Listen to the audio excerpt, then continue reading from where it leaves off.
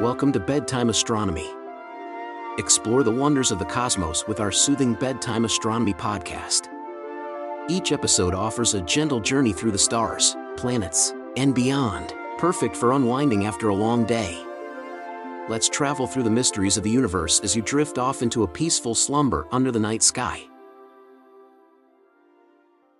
Welcome to the Deep Dive. We're here to help you get a handle on complex science and understand those invisible forces really shaping our world. And today we're tackling something vital. Absolutely. We're diving into Earth's magnetic field, our planet's primary shield. It's fundamental, really. It's what makes life possible, blocking harmful cosmic rays, charged particles from the sun, all that stuff. Exactly. Without it, our tech in orbit, and eventually, us, we'd be in serious trouble. And we've got some incredible data to dig into. We're looking at, 11 years of continuous, really precise measurements. Right, mostly from the European Space Agency's Swarm mission, those satellites up there. Mm-hmm.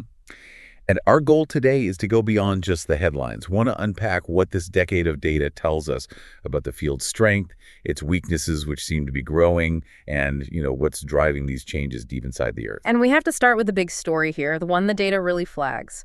This huge expansion of the weak spot over the South Atlantic. South Atlantic Anomaly, or SAA? Yeah, the SAA. It's grown a lot, and the data suggests the weakening is actually speeding up in some places. It's not theoretical anymore. This is a measurable shift in our planet's defenses, happening right now. So let's get into it. The swarm data shows this SAA expansion and acceleration is kind of the dominant thing happening, right? It's certainly a major focus, yes. But the field is dynamic everywhere. Still, the SAA changes are dramatic.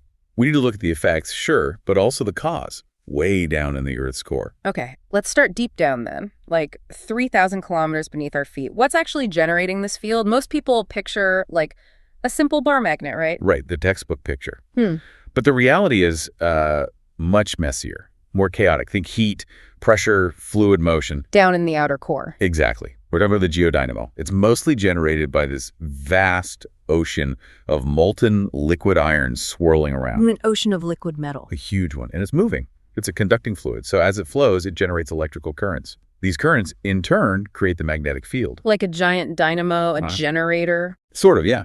That's the basic idea. Like a bicycle dynamo, but, on a planetary scale. And way more turbulent. It's less a neat machine and more like a huge, self-sustaining, very messy power plant. So the movement creates current. Current creates the field that reaches into space. But you mentioned complexity. Why isn't it simple? Well, it's the turbulence. This liquid iron isn't flowing smoothly. Earth's rotation stirs it up, the Coriolis effect. Plus, there's heat rising from the inner core, driving convection, and even chemical changes. So it's churning, basically. Immensely. It creates these huge swirling eddies and streams, not a uniform flow at all. And that means the magnetic field it produces isn't smooth or symmetric either. It's lumpy. It changes direction locally. It's incredibly difficult to model accurately over time. Which is why you need constant, really precise measurements. Exactly. Which brings us to Swarm. Right. The tool that's giving us these insights. Tell us about this mission. It's not just one satellite, is it? No, and that's key. Swarm is an ESA Earth Explorer mission, part of their future EO program. It's actually a constellation of 3 identical satellites, launched back in November 2013. So over 11 years of data now. 3 identical ones. Why 3? Wouldn't one super precise satellite do the job? Good question. It's about separating the signals.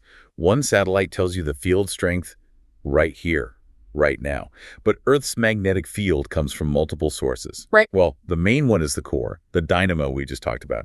But there are also magnetic signals from the Earth's crust, from the mantle, even from electrical currents in the oceans, the ionosphere, the magnetosphere, way out in space. Wow, okay. Lots of layers contributing. Precisely. And if you want to understand the core behavior, the source of the SAA problem, you need to filter out all that other magnetic noise. So how do the 3 satellites help with that? They fly in a specific formation. 2 fly close together side by side at a lower altitude, around 450 kilometers up. The third one flies higher. And the altitude difference is the trick. Yes. The lower pair can measure the finer details, the smaller scale magnetic structures coming from the core and crust. By comparing the readings from the lower pair with the higher satellite taken at the same time, scientists can effectively distinguish between the signals originating deep inside the Earth and those coming from external sources, like the ionosphere or solar wind effects. Okay, so it's like using triangulation almost to pinpoint the source. In a way, yes. It gives you that separation. It's like having multiple microphones in a noisy room to isolate one specific voice. Swarm isolates the voice of the Earth's core. That level of detail is crucial then. To figure out why the field is weakening in the SAA or strengthening elsewhere, you're mapping the entire magnetic fingerprint. Exactly. Without this long-term, high-precision, multi-point data, we'd just be making educated guesses about what's happening 3,000 kilometers down. Yeah. Swarm gives us the hard evidence. Okay, so let's use that evidence. Let's look at the primary symptom everyone's talking about, the South Atlantic Anomaly. How much has it actually changed since Swarm started watching? Well, the SAA itself isn't new. Scientists first noticed this dip in field strength southeast of South America way back in the 19th century. But it's become a much bigger issue now, right? Especially for satellites. Definitely. And the swarm data, particularly the analysis covering 2014 to 2025, quantifies this change pretty starkly. How big are we talking? Give us a sense of the scale. Since 2014, the total area defined as the SAA, the region of significant weakness, has expanded by an area roughly half the size of continental Europe. Half of Europe? That's huge. It is. Imagine the magnetic shield over an area like, say, Portugal, Spain, France, and Germany combined getting significantly weaker, all in just over 10 years. It's a major structural change. That's a massive chunk of our planetary shield becoming less effective. Is the weakening uniform across this new, larger area? No, it's not. And this is where Swarm's precision really comes into play. While the overall area grew steadily, the data pinpointed a specific zone, southwest of Africa, in the Atlantic Ocean, where the weakening has accelerated, especially since 2020. The magnetic field strength there is dropping even faster than in the rest of the SAA. So it's not just spreading out, it's getting deeper, more intense in certain spots. Exactly. It's becoming more lopsided. Professor Chris Finlay, one of the researchers, noted the SAA is not just a single block.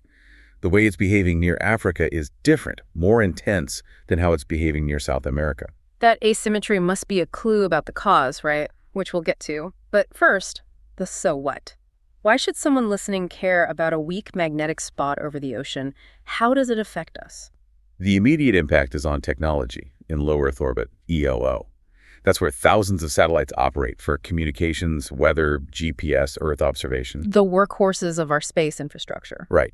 And the SAA is the place where the magnetic field provides the least protection from incoming high-energy particles.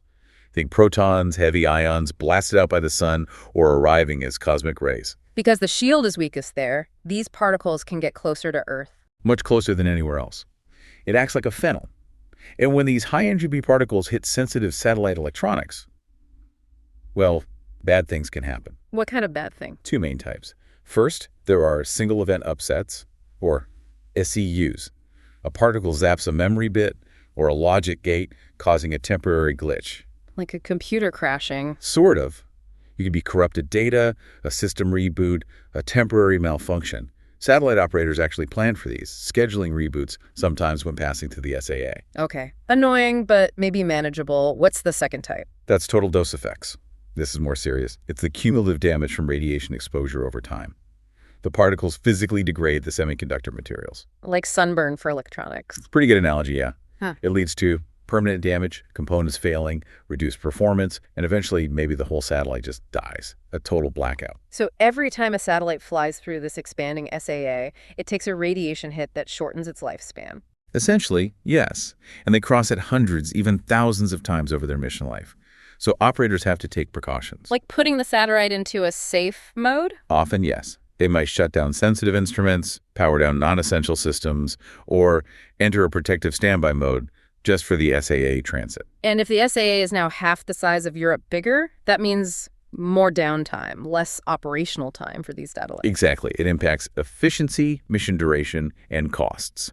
The swarm data is absolutely critical for updating the models used for mission planning, for designing shielding, and for predicting when these protective measures are needed. Okay, that makes the risk very clear. So let's go back underground. We see the symptom, the expanding, intensifying SAA. What's the root cause? You mentioned the core mantle boundary. Right. The boundary between the liquid outer core, where the field is generated, and the rocky mantle above it. This interface, the CMB, is key. The specific mechanism driving the SAA seems to be these things called reverse flux patches. Reverse flux patches. Sounds counterintuitive. What are they? Okay, think about the normal field.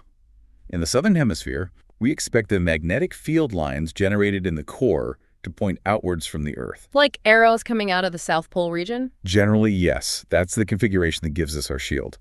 But under the SAA, something different is happening in the core fluid dynamics. The turbulence again. Yes.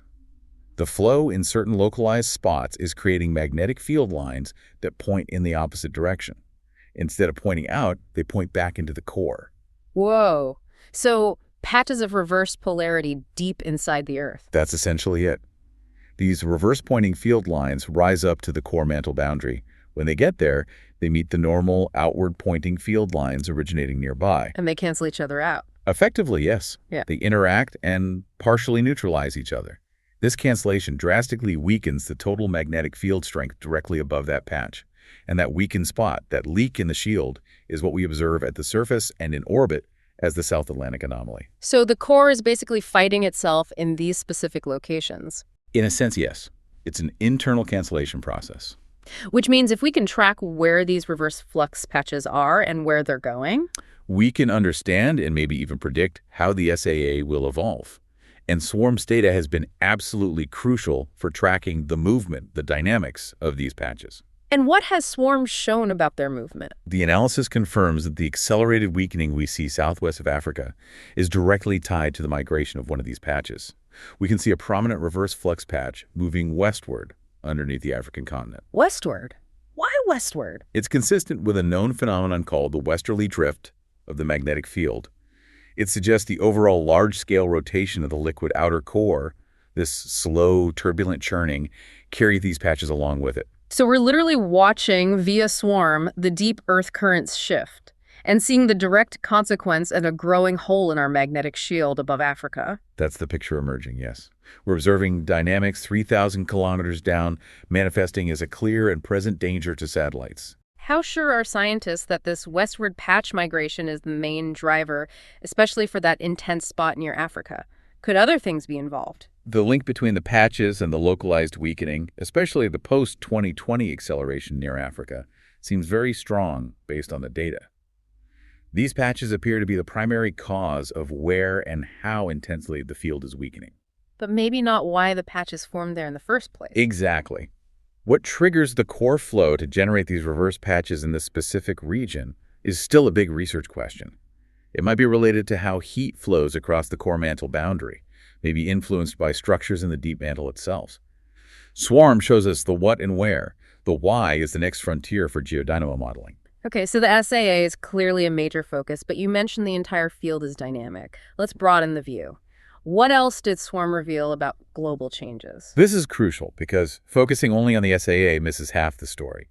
The Earth's field is constantly changing shape and strength globally, and it's definitely not symmetrical. We talked about the simple bar magnet idea being wrong. Right. It's much more complex. Non-dipolar is the term often used. We need satellites like Swarm to map this intricate shifting structure properly. So where are the strong points of the field, the opposite of the SAA? Globally, the analysis shows two main areas of high intensity, both in the northern hemisphere. There's one centered roughly over Canada and another one over Siberia. The twin pillars of the northern shield, you could say. A good way to put it.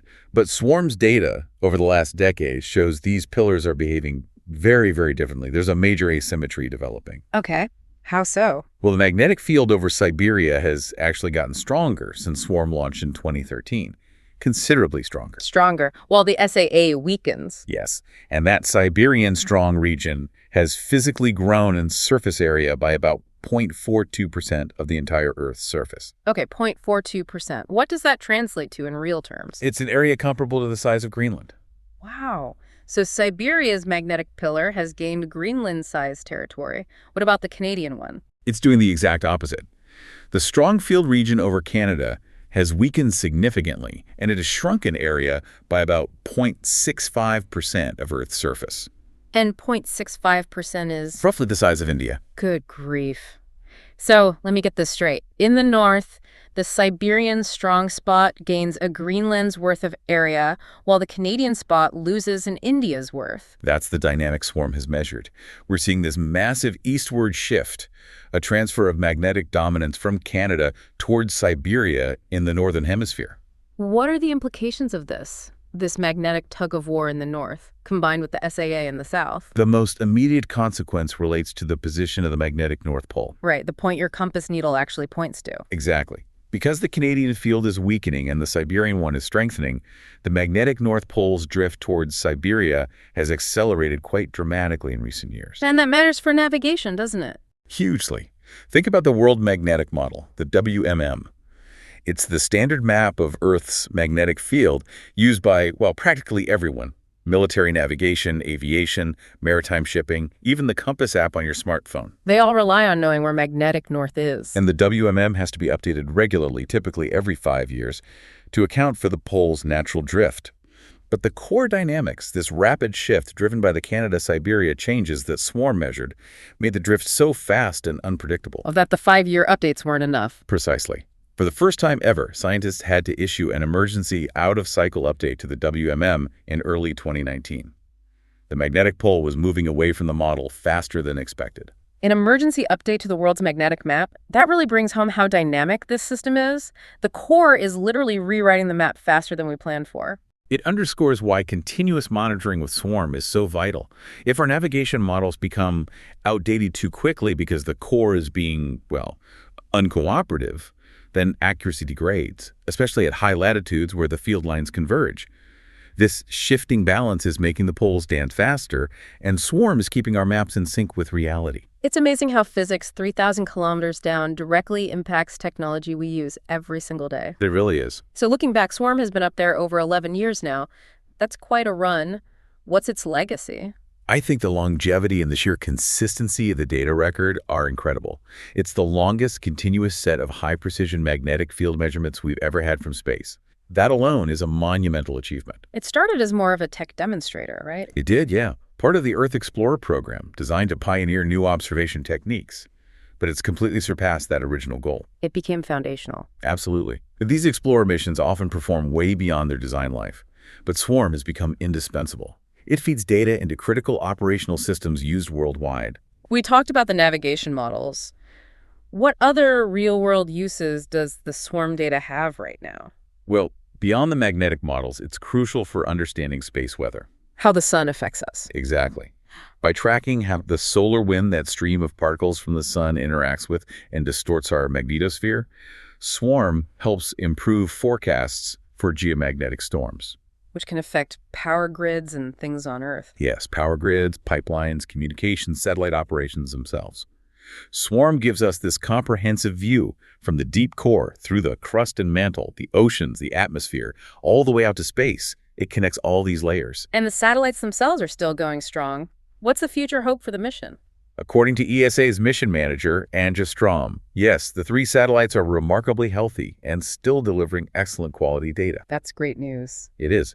And it fuels the big hope, scientifically speaking, to extend the mission well beyond its current timeline, ideally past 2030. Is there a specific reason for targeting past 2030? Yes. It relates to the sun's activity cycle. The sun goes through roughly 11-year cycles of high and low activity.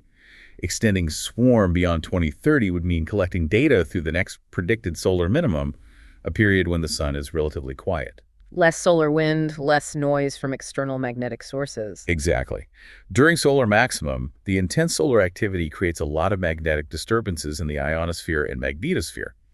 It's harder, though not impossible, to perfectly isolate the signal coming purely from the Earth's core.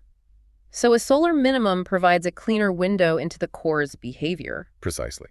Collecting this ultra-precise data during a solar quiet period would give scientists the clearest possible view of the internal geodynamo processes, the ones creating those reverse flux patches, and driving the global field shifts with minimal interference from the sun. Getting almost 2 full decades of continuous data would be unprecedented then. It would be revolutionary for the field of geomagnetism. It would allow us to study these changes with a level of detail and over a time span that simply hasn't been possible before. We're really just starting to scratch the surface of understanding these deep Earth dynamics. Okay, this has been fascinating. Let's try to quickly wrap up the key takeaways for everyone listening based on this amazing swarm data. Right. So the big ones are, first, the South Atlantic Anomaly. That weak spot is definitely expanding. It's grown by an area about half the size of Europe since 2014. Driven by those reverse flux patches deep in the core, canceling out the field. Exactly. And the weakening seems to be accelerating in a specific zone southwest of Africa, linked to a westward-moving patch. This is a direct risk for satellites. And second, it's not just the south. The north is seeing a huge magnetic rebalancing act. The strong field over Siberia has grown, gaining an area like Greenland, while the one over Canada has shrunk, losing an area like India. Which is making the magnetic North Pole race towards Siberia and messing with navigation models. Forcing emergency updates even. It really highlights the dynamism. The core message seems to be that our shield is constantly changing, driven by that chaotic churning iron deep below, and we absolutely need satellites like Swarm to keep watch. Definitely. And thinking bigger picture, the ongoing success of Swarm, especially if it continues past 2030, is crucial. It leads to a really provocative thought for you, the listener. Okay. If we do manage to get 2 full decades of this continuous, high-precision data stretching through a solar minimum, what fundamental clues might we uncover about the really long-term behavior of the magnetic field? Could this data give us insights into not just the current drift, but the potential timing or mechanics of a future complete magnetic pole reversal? Wow. Peering into the possibility of the poles flipping. The longevity of this data set could fundamentally change our understanding of Earth's deep processes and long-term stability. It's a big question. A very big question indeed. Well, that's a perfect place to leave it for today. Thanks for joining us on this deep dive into our planet's invisible, ever-changing shield. Keep questioning, keep learning. We'll see you next time on The Deep Dive.